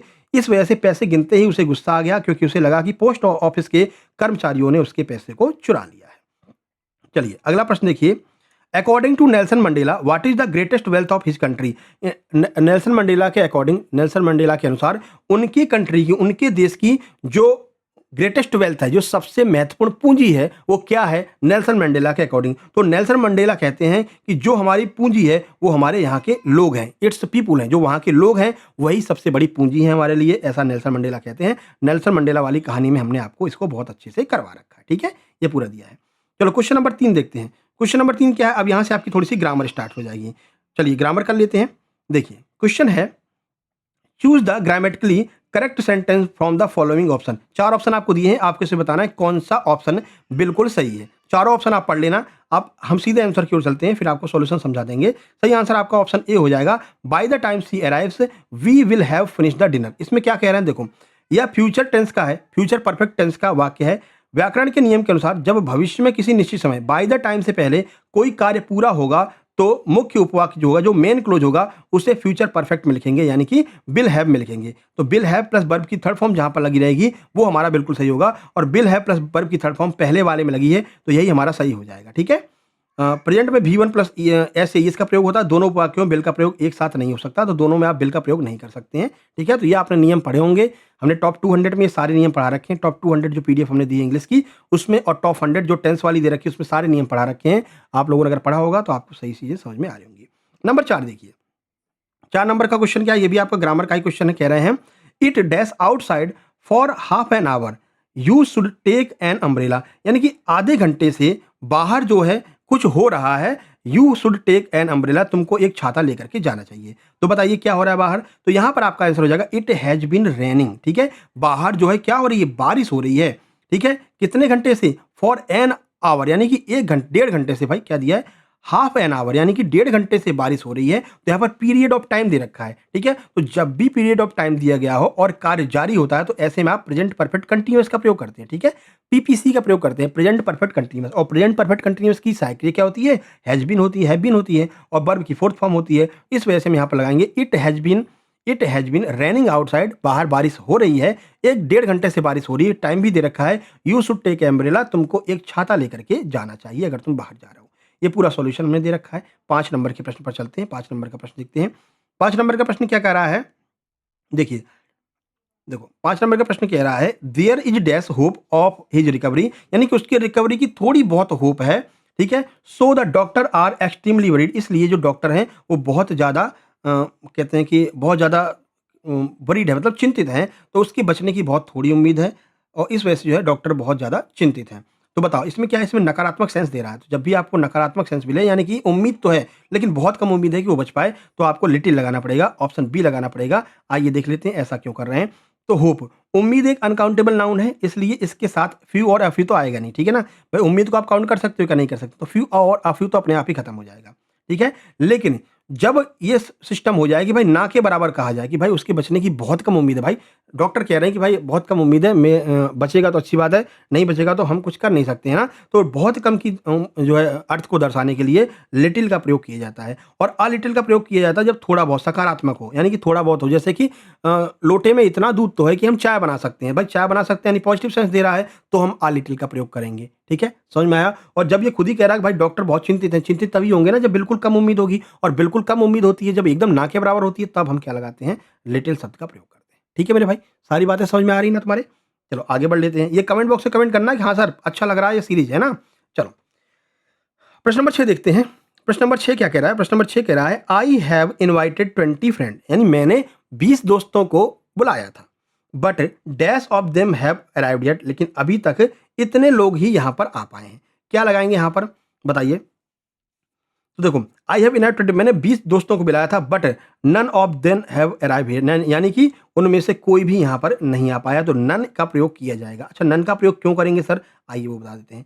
देखो यहाँ में क्या है, 20 दोस्तों की बात की गई, जब 2 से अधिक की बात की जा रही हो तो अंग्रेजी व्याकरण के अनुसार 2 से अधिक व्यक्ति या वस्तुओं में से कोई भी अगर नहीं आता है तो कोई भी नहीं के अर्थ में नन का प्रयोग करते हैं। ठीक है, नाइदर का प्रयोग केवल 2 के लिए किया जाता है। अगर यहाँ पर दिया गया होता कि हमने 2 फ्रेंड को बुलाया था, आई हैव इनवाइट 2 फ्रेंड, तब आप लगाते कि नाइदर ऑफ कमिंग ईयर, यानी कि उनमें से कोई नहीं आया। लेकिन जब 2 से अधिक की बात की जा रहा है, भाई 20 दोस्तों को बुलाया, 20 में से कोई नहीं आया है, तो but none of them arrive yet, अभी तक 20 में से कोई नहीं आया है, तो 2 से अधिक लोग अगर होंगे तो हम नन का प्रयोग इसके लिए करेंगे। चलिए 7 नंबर पर चलते हैं। ये रहा 7 नंबर। 7 नंबर क्या है, 7 नंबर कह रहा है you dash not worry about the arrangement, everything is already taken care of, यानी तुमको इस अरेंजमेंट के लिए परेशान होने की आवश्यकता नहीं है। एवरीथिंग यानी कि सारी चीजें ऑलरेडी टेकन केयर ऑफ, सारी चीजें पहले ही दुरुस्त कर दी गई हैं, तुमको घबराने की कोई भी आवश्यकता नहीं है। भाई इसको पढ़ने में लग रहा है आवश्यकता नहीं है, तो आवश्यकता क्या होता है, नीड होता है, तो यहाँ पर आ जाएगा यू नीड नॉट। ठीक है, तो you need not worry about the arrangement, तुमको इस अरेंजमेंट के बारे में चिंतित होने की आवश्यकता नहीं है, सारी चीजें पहले से ही व्यवस्थित कर ली गई हैं। ठीक है मेरे भाई, ये पूरा सॉल्यूशन हमने आपको दे दिया है। 8 नंबर पर चलते हैं। देखिए, when I was a child, जब मैं बच्चा था, I dash run 5 mile every morning without getting tired, यानी कि मैं 5 मील तक दौड़ सकता था बिना थके हुए जब मैं छोटा बच्चा था। एक वो है ना गाना, जब मैं छोटा बच्चा था तो बड़ा शरारत करता था। तो अगर आपसे पास्ट की बातें की जा रही हो और साथ साथ में क्षमता भी बताई जा रही हो, तो हम किसका प्रयोग करते हैं? कुड का प्रयोग करते हैं जब पास्ट में बात हो रही हो। अगर प्रेजेंट में बात हो रही होती और क्षमता दर्शाना होता तो कैन का प्रयोग करते। ठीक है, तो ये आपका जो है मॉडल वाला है, और मॉडल की हमने थ्योरी भी आपको दी है और टॉप 100 में भी इसको कराया है। ठीक है, मॉडल वर्ब का ऑप्शन सी आपका आंसर हो जाएगा। चलिए 9 नंबर देखिए, 9 नंबर आपका ग्रामर से आ गया है, मतलब कि जो आपका पत्र लेखन वगैरह है उससे हमने करवा दिया है 9 और 10 प्रश्न। ठीक है, देखिए कह रहे हैं इन अ फॉर्मल लेटर, एक औपचारिक लेटर में which of the following is standard format for the writing a date, यानी कि एक डेट को लिखने का एक फॉर्मल लेटर में क्या तरीका हो सकता है, यह आपको बताना है। क्या आप ऐसे लिखेंगे 15/8/2023 या 15 अगस्त 2023 या फिर अगस्त 15 2023 या फिर both B and C are correct? बताइए क्या होगा, बताइए। तो यहां पर आपका सही आंसर ऑप्शन नंबर डी हो जाएगा, यानी कि बी और सी ये दोनों सही हैं। एक फॉर्मल लेटर में जो औपचारिक पत्र होता है इसमें इस तरह की डेट नहीं लिखी जाती। ठीक है, या तो आप ऐसे लिखिए 15 अगस्त 2023 या फिर अगस्त 15 2023 ऐसे लिख सकते हैं, लेकिन ये लेटर मतलब नंबर वाली डेट नहीं लिख सकते हैं। देखिए यहां पर हमने सॉल्यूशन बता दिया आपको। ठीक है, औपचारिक लेटर हमेशा स्पष्ट रूप से लिखा जाना चाहिए ताकि कोई भ्रम ना हो। इसके लिए 15 अगस्त 2023 जो है वो ब्रिटिश फॉर्मेट है और अगस्त 15 जो है वो अमेरिकन फॉर्मेट है। तो ब्रिटिश और अमेरिकन ही आप लिख सकते हैं एक फॉर्मल लेटर में, जो आप जो है किसी अधिकारी को लिख रहे हो। इस तरह के लेटर में डेट नहीं डाली जाती है। अपन लोग यही लिख के आते हैं ना, यही गलती बहुत करते हैं, तो ध्यान रखना इस तरह की डेट नहीं डालनी चाहिए। 10 नंबर देखेंगे, 10 नंबर में क्या कहा गया है? 10 नंबर में ऐसे के बारे में पूछा है। A concluding paragraph of well written essay should not include, यानी कि अगर आप एक ऐसे में लिख रहे हो, एक ऐसे लिख रहे हो और उसमें क्या है कंक्लूजन लिख रहे हो, लास्ट में आप कंक्लूजन लिखने जा रहे हो, पूरा ऐसे आपने लिख दिया, फिर आप कंक्लूजन लिखने जा रहे हो, तो इनमें से कौन सी चीज इसमें इंक्लूड नहीं करनी चाहिए? कंक्लूजन में इनमें से कौन सी चीज नहीं लिखनी चाहिए? Summary of the main point, तो ये तो लिखोगे ना भाई, पूरे पूरे ऐसे का समरी तो उसमें लिखते हो, कंक्लूजन में तो ये तो लिखना चाहिए। ए री statement of the thesis statement, यानी जो थीसिस में पूरा स्टेटमेंट दिया गया है उसका एक फाइनल स्टेटमेंट लिखेंगे कंक्लूजन में, ये बात भी बिल्कुल सही है। Entirely new idea of argument, नए आइडिया को लिखेंगे? नहीं भैया, नए आइडिया को थोड़ी लिखेंगे। जो बातें आपने पूरे ऐसे में कही हैं उसका कंक्लूजन निकाल करके, उसका एक छोटा सा सारांश निकाल करके हम निष्कर्ष में लिखते हैं। कोई नई बात हम निष्कर्ष में नहीं लिखते हैं। यही आपसे पूछा है कि शुड नॉट इंक्लूड, कौन सी चीज इंक्लूड नहीं करनी चाहिए? तो इंटायरली न्यू आइडिया जो है, नई बातें जो हैं वो आप इसमें नहीं इंक्लूड करोगे फाइनल जो कंक्लूजन लिखेंगे ऐसे का। ठीक है, तो इस तरह से आपके 50 के 50 प्रश्न पूरे होते हैं। अब आप कमेंट बॉक्स में कमेंट करके बताएंगे कि 50 में से कितने प्रश्न आपके बिल्कुल सही निकले हैं और कैसी लगी आपको ये टेस्ट। टेस्ट नंबर 6 है। कोशिश करेंगे आपके एग्जाम तक कम से कम 20 टेस्ट करवाने की ये हमारे प्रयास रहेगा और अल्टरनेट डे पर ये टेस्ट चलेंगी, यानी कि आज टेस्ट हो गई तो कल आपका टॉपिक का टॉप 100 कुछ एमसीक्यू आ जाएंगे, फिर परसों फिर आपकी टेस्ट आ जाएगी, नरसों फिर टॉपिक के टॉप 100 एमसीक्यू आ जाएंगे। इस तरह से एमसीक्यू आपके पास में लगभग 3500 के आसपास एमसीक्यू होंगे। ठीक है, और लगभग मान के चलिए 20 आपके पास में प्रैक्टिस सेट होगा। ठीक है, और ये सब आपको कम कैसे मिल सकता है? जब आप ये 149 वाला, मात्र 149 में, इतनी चीजें कोई नहीं दे रहा 149 में, मैं फिर से कह रहा हूं, बस अपना काम चलता रहे और आप भी अफोर्ड कर सकें, इतना पेमेंट हमने रखा है। मात्र 149 रुपए में इस नंबर पर व्हाट्सएप करके आप ये सारी चीजें प्राप्त कर सकते हैं। ठीक है, तो 149 का पेमेंट करके इस नंबर पर स्क्रीनशॉट भेज के आप ये लो, आप जो है ये नोट से ले सकते हैं। ठीक है, देखो अभी किसी ने कर दिया 189, ये फॉरेस्ट गार्ड वाला है। ठीक है ना, फॉरेस्ट गार्ड का 189 में मिलता है। जैसे आप स्क्रीनशॉट भेजेंगे, अभी तो क्लास ले रहे हैं, क्लास के जस्ट बाद में अब हम बैठेंगे और जिन जिन लोगों ने पैसे भेजे हैं उनको तुरंत नोट्स सेंड कर देंगे और ग्रुप में जोड़ देंगे। ठीक है, यही पूरा सिस्टम चलता रहेगा। चलिए बाकी मिलते हैं नेक्स्ट वीडियो में, और अगला आपका एग्जाम एनालिसिस आने वाला है फॉरेस्ट गार्ड का फर्स्ट शिफ्ट का। तब तक के लिए नमस्कार, धन्यवाद।